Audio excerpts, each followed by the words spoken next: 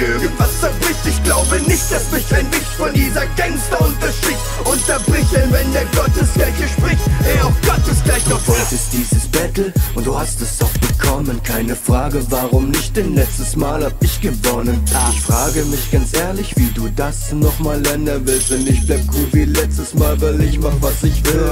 Ey, mach Rap, wie du willst. Ach, Keck, sei still. Deine Punches kommen nicht an, weil mich der Schwachsinn nicht killt. Du rappst lediglich nur Chaos, so wie dein Name. Und ich bleib ewig in deinem Kopf, als wär ich eine Narbe. Ja. Schluss mit lustig, Junge, denn die Zeit wird für dich knapp. Die ganze RBA hat gesehen, wie du verkackst. Gegen Black 029, der Tiger lebt in mir und er wird immer in mir bleiben, als wäre er Hartz IV.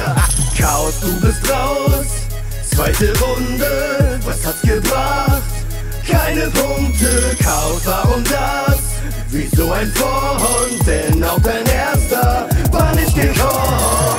Klasse A, baller ich wie wahnsinnig ganz tief in irgendein Gesicht, weil dann hier irgendwas zerbricht. Ich glaube nicht, dass mich ein Wicht von dieser Gangster-Unterschicht unterbricht, denn wenn der Gottesgleiche spricht, auch Gott ist gleich noch Rap. Klasse A, baller ich wie wahnsinnig ganz tief in irgendein Gesicht, weil dann hier irgendwas zerbricht. Ich glaube nicht, dass mich ein Wicht von dieser Gangster-Unterschicht unterbricht, denn wenn der Gottesgleiche spricht, auch Gott ist gleich noch trifft.